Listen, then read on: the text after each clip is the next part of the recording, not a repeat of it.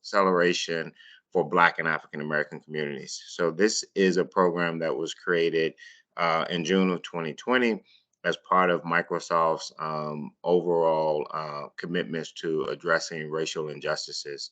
Microsoft has several commitments spanning across our different business groups. But on the philanthropy side of the house where I sit, we were asked or tasked with what can we do that's, something meaningful to be able to support the communities. And so what we have with NTA is an extension of the work that Microsoft had been, started the 2 to 3 years prior in supporting nonprofits globally.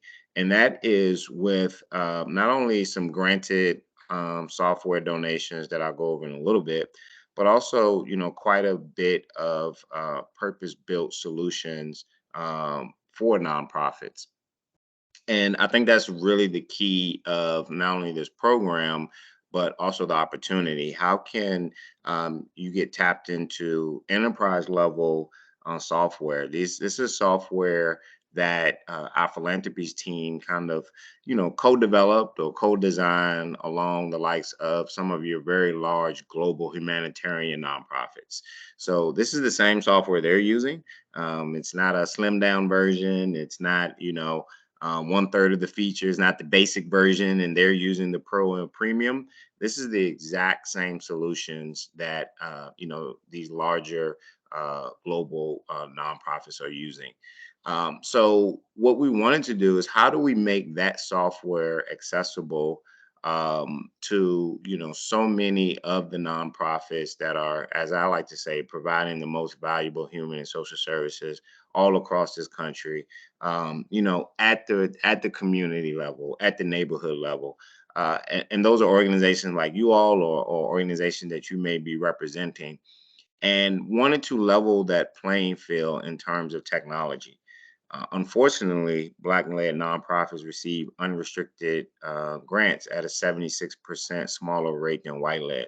So what that means is, nonprofits like you all can invest in technology. It's often afterthought. So you can't invest in software, you can't invest in hardware, and definitely not in IT resources. So this is the narrative that we want to change. This is the opportunity that we see as arguably the world's largest tech company to be able to provide something that is long term and sustainable, that will last forever. So what that includes, and a lot of this will be shared out. I have a one pager that I will definitely drop in the chat, or share with everyone, including some links.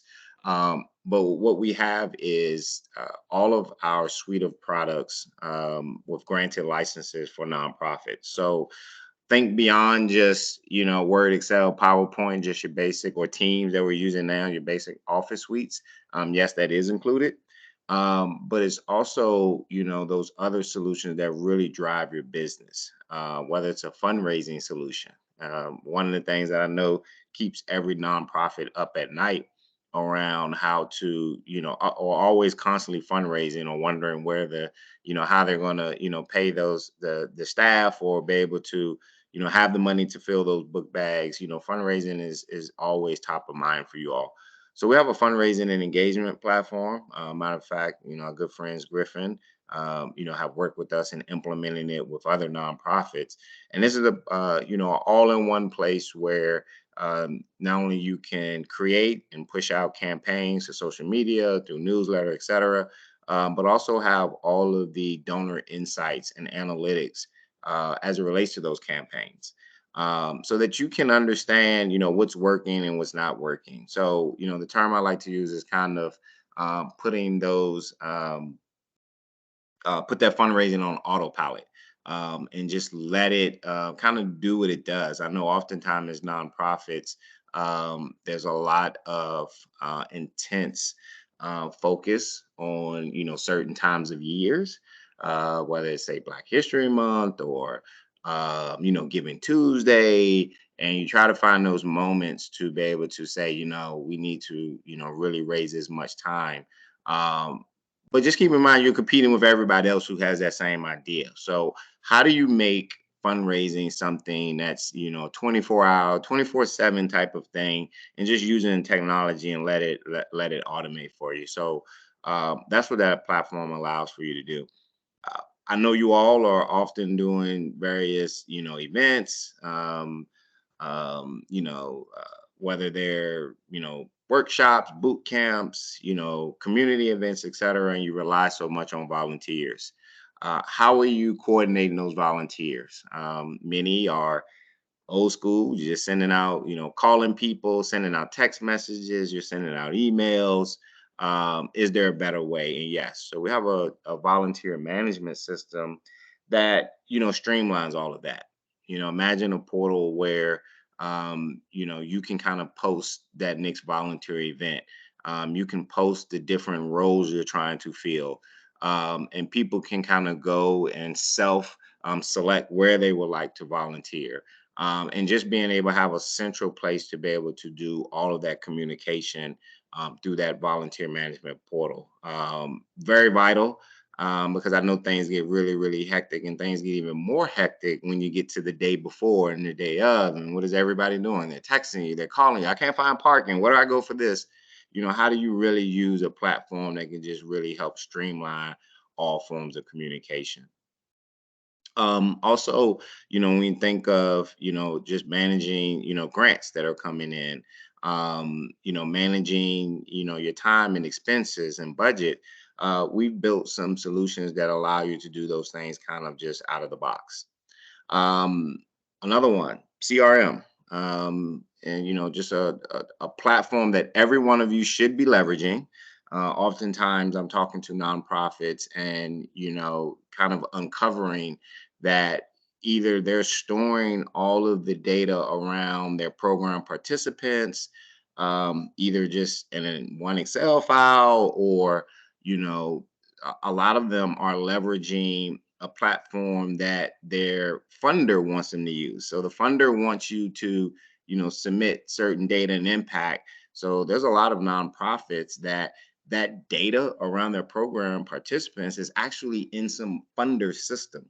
Um, and what we really want to stress for you all is you all have to own your own data.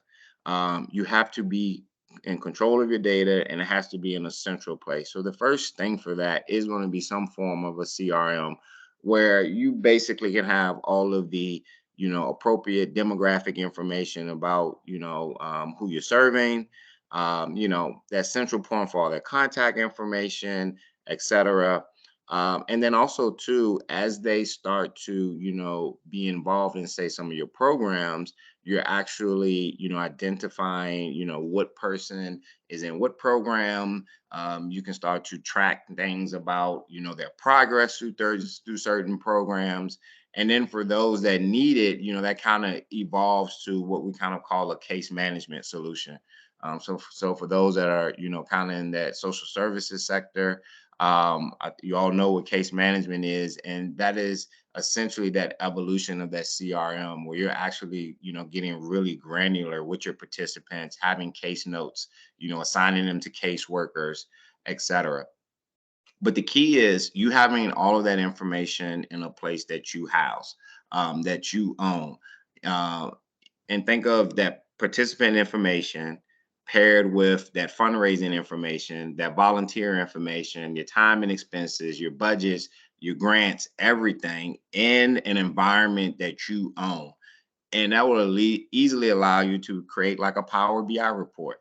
Imagine having a dashboard that has a state of your nonprofit, that thing that you can always pull up, that has the bar graph of this, the line graph of that, the pie graph of that, across all of these areas of your nonprofit.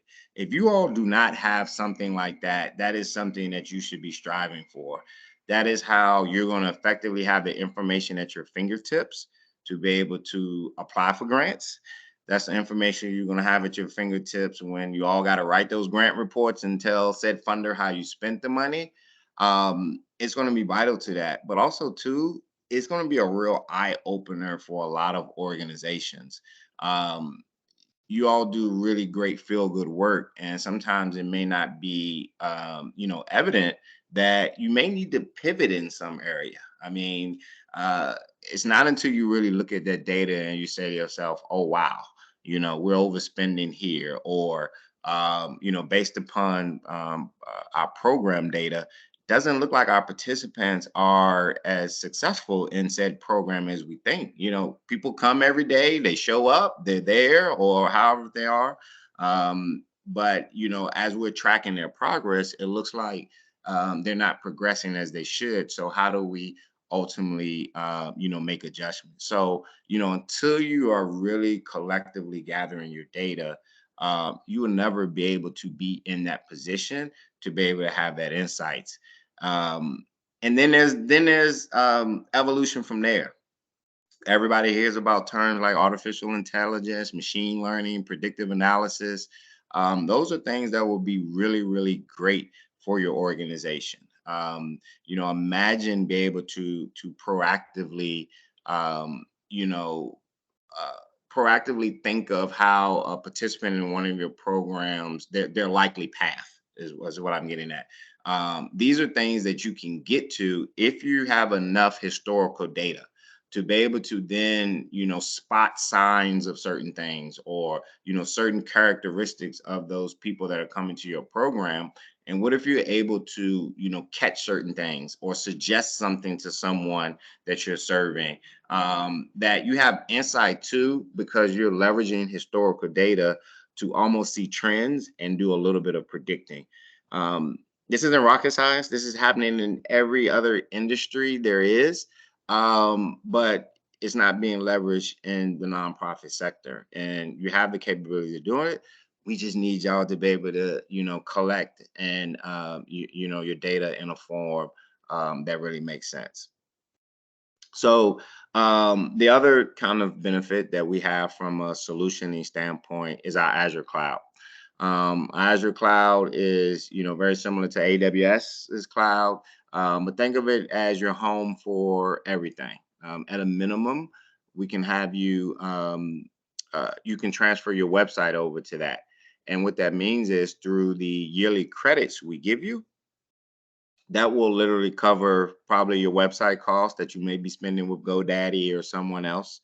um, your Azure cloud will also ultimately be that place where you are, housing a lot of that data. When you think of that real estate where databases will reside, that environment where everything is under your control, that's what that Azure cloud gives you. Um, Another a tool that runs on Azure that would be very beneficial to a lot of organizations is our Microsoft Community Training. And that is essentially a learning management platform. So many of your organizations are teaching some form of curriculum, and you may not have a place to do that. There's actually, there may be, you all may be doing it on paper, etc. So this is a digital platform, online platform that you will be able to brand yourself, mobile friendly, everything. And this will be the home where you can invite users. You can track their progress. You can structure into what we call courses and lessons. You can have practice quizzes. You can give out final exams, etc.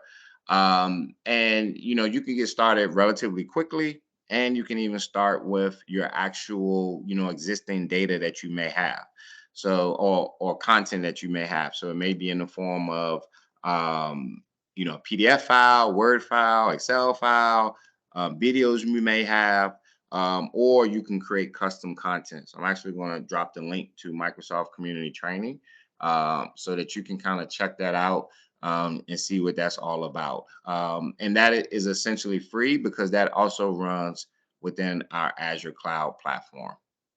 So that was high level, just some of the solutions. Again, much more than Word, Excel, PowerPoint, and Teams, right? So these are the solutions that we have, where we give you granted license for your staff. Um, but the other major benefit of the NTA program is our concierge team. And when standing up this program, I knew, and I come from nonprofit. You all, I was CTO for a nonprofit, so I'm one of you all. I tell people a lot of time I'm just this nonprofit guy that infiltrated Microsoft. So think of that. And I know firsthand that I can have this great menu of free solutions to give you all, but if you don't have the help to implement it, then it means nothing. And the majority of you all probably don't have an IT team or let alone an IT person. So how do we solve for that?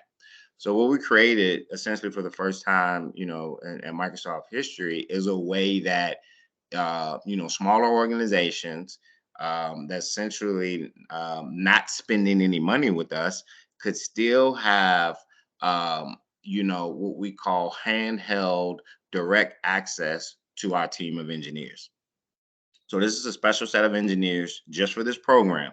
So they're not supporting bigger nonprofits or commercial customers or anything.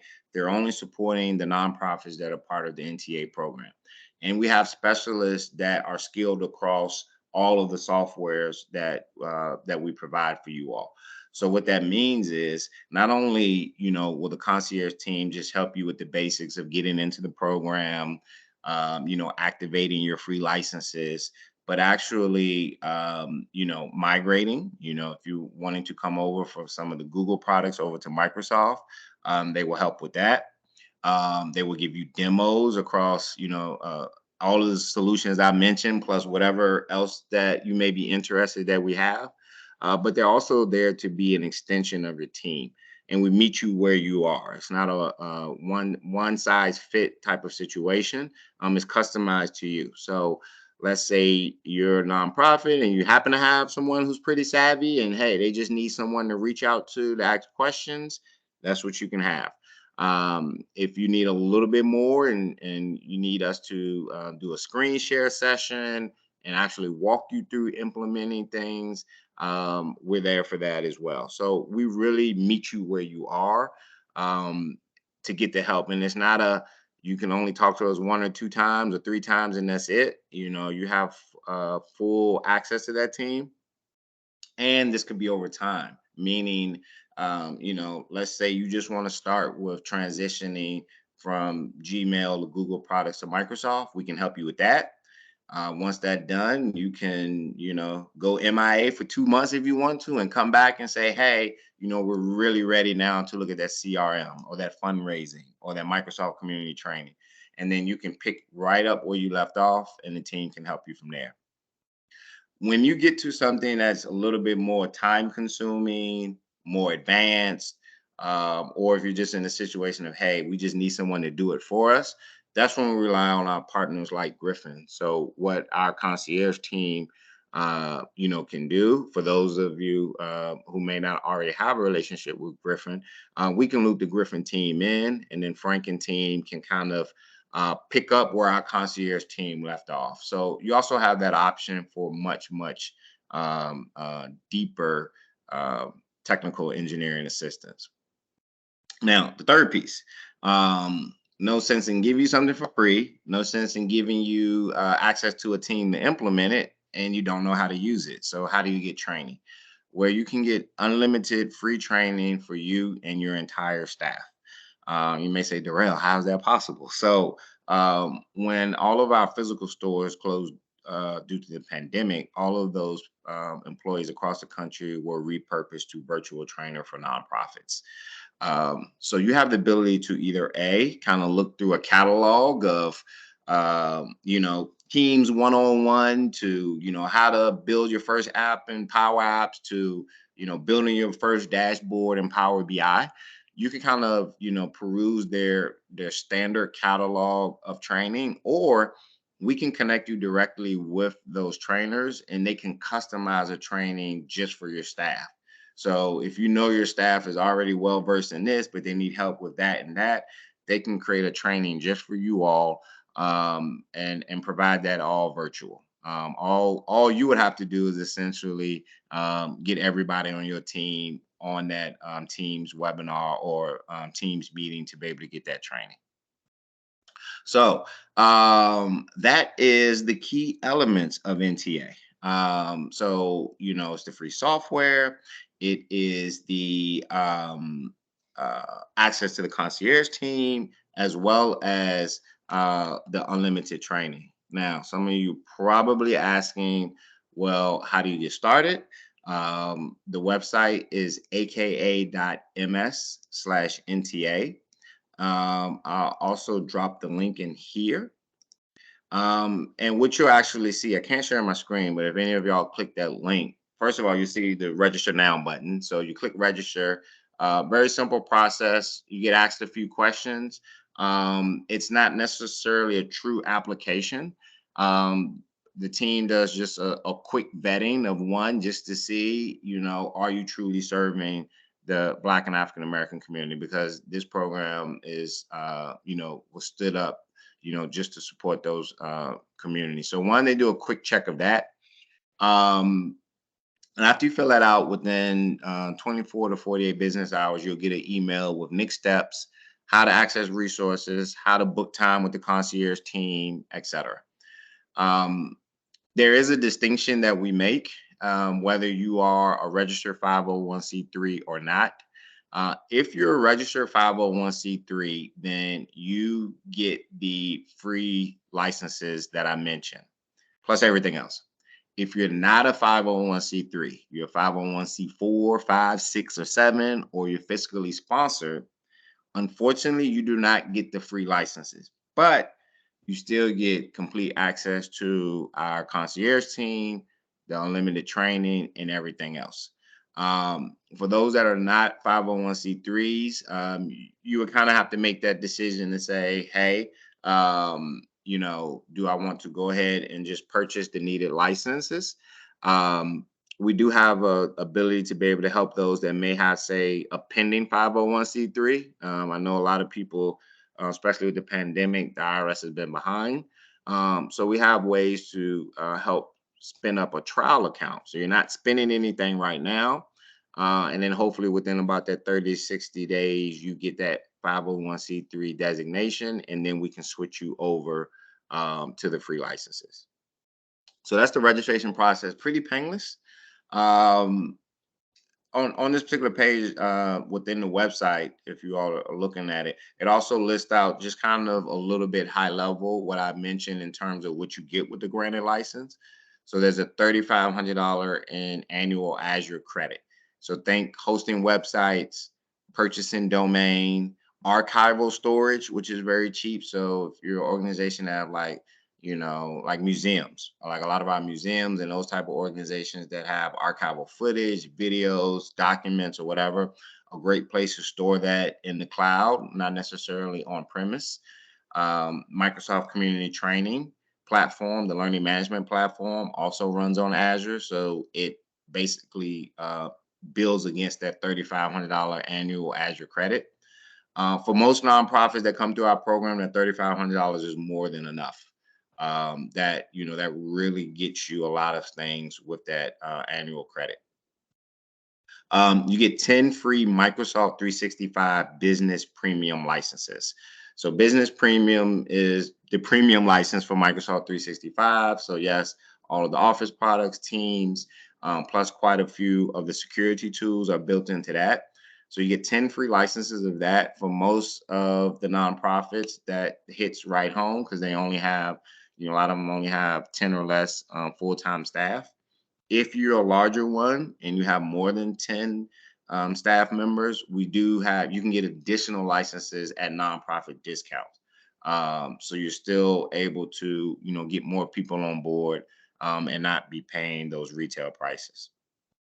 There's also 5 free Dynamics 365 sales and enterprise licenses. So that's going to be a limited number of your staff member who's probably going to be leveraging those licenses. That's the licenses for the tools such as the fundraising and engagement that I mentioned, or say your CRM. Those will be pulling from those licenses. And then you get 10 free Power Apps licenses. I didn't mention that, but Power Apps is think of our no code platform. Think of needing to maybe internally create a quick website or even some type of app that runs on a phone to maybe, say collect data while you're out in the field, or maybe at an event you want people to sign up for something, or you need to be able to create some type of solution for internal processes. Maybe track some information and then upload a form, which then emails someone, which then kicks off another process, etc. These are the type of things that you do with Power Apps. And when we say no code, is you're not writing code to build these applications. So it's a real easy way for nonprofits, like I said, who lack a IT team or IT person, to be able to start to have a little bit of custom solutions that either powers your nonprofit internally or externally. Um, and that is about it. I will say, please, join the community of the 2,000 nonprofits that are already in the program. We have many more nonprofits that we want to, be a part of the program. I also urge you to, share this with other organizations.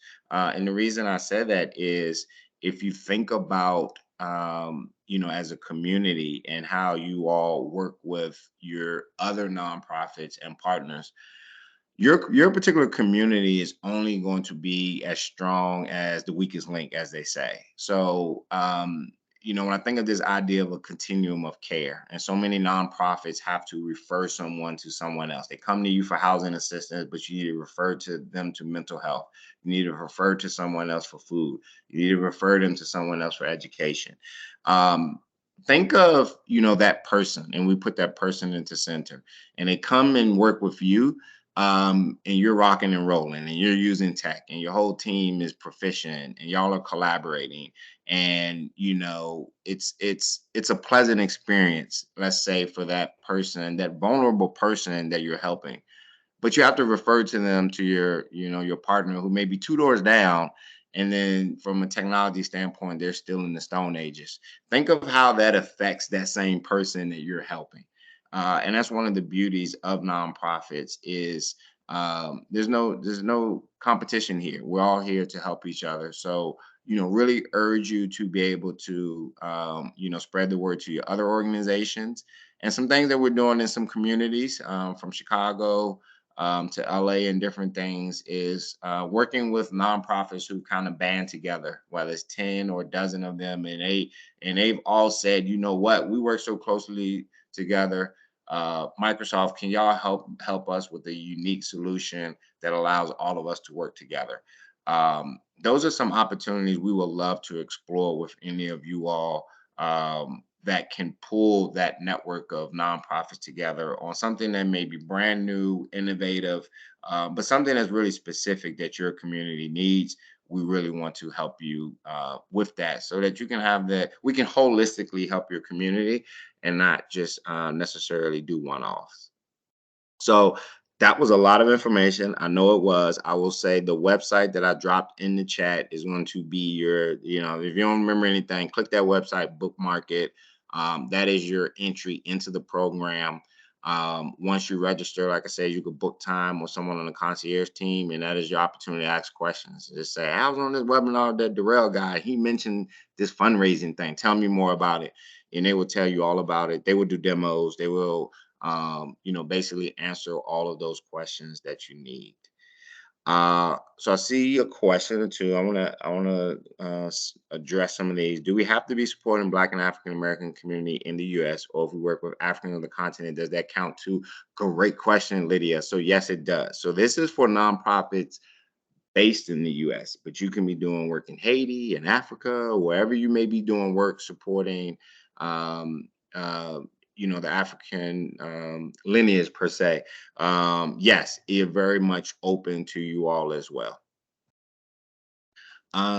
Just trying to see if there's any other questions that came in. Um, I think that is it. Frank, did Yeah. I miss any? Yeah. No, I think that was all I saw. And Luis, if you want to take folks off of mute Yeah, and welcome folks to come on camera if there's anything else. Darrell, I can't thank you enough for coming out here today.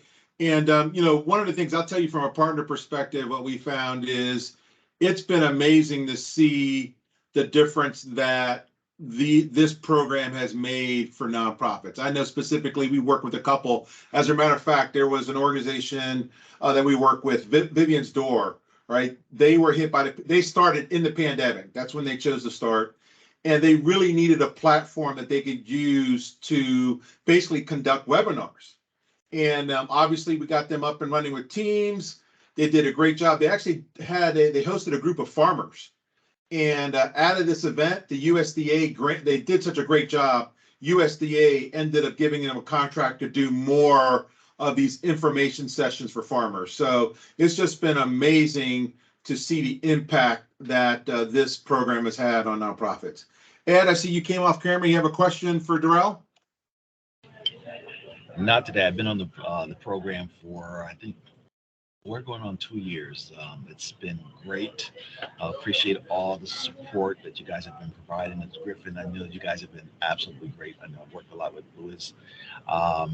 Do have some tech issues that I'm working through, but it's definitely been a pleasure. I've been sharing it with everyone that I know. So, Darrell, on behalf of all the small nonprofits out there, thank you for putting the program together. Well, no, thank you, and thank you for your patience. You know, what I started with, and I said, you know, this started, you know, in June of 2020. The birth date I say is June 11th, 2020. So we were literally building the plane while flying it, you know, to address, uh, uh, you know, just what was happening in our country at that time. So, so Ed, for those of you all, for those of you like you that's been in it for two years, you know, thank you for being with us and growing with us. I'll kind of tell you, since you've been in it already, we're launching some new things within the next couple of weeks. And one of those things that we're doing is building a community with the nonprofits that are actually in the program, so that you all can learn amongst yourself. You all can get connected to yourselves, and then also a mechanism for us to push other capacity building opportunities you all's way. You know, one of the things that I found out really early on was, uh, you know, for lack of better words, we were we were like the first company that gave a darn about you all. So what that mean is I was getting fielded a lot of questions that wasn't our domain. So what that has, you know, prompted our team to do is find out, all right, who are those other, and I'm just gonna say partners, because they could be other corporations, they could be other nonprofits, they could be anybody who may have something that you all could benefit from. And I may be talking about something that's not even a Microsoft solution. You know, it may be just be, you know, access to some masterclass type things to learn, you know, best tips on fundraising, or, you know, one of the things I talk about a lot of times that nonprofits struggle with is their branding and storytelling. I want to connect y'all with some resources that kind of can help y'all with branding and storytelling, and also, you know, some software and tools that may help with that. That's not Microsoft. You know, I understand that, you know, fully aware that, you know, like an Adobe, you know, may lead in some of those things. So how can I connect you with the Adobe for Nonprofits program and give y'all some of that information? So that is something that's coming within the next few weeks. So really excited about that. Fantastic. Thank you, Darrell. Any other questions or feedback from anyone on the call? Any questions, Luis? Do we see any lingering questions? See someone's typing, Jonathan.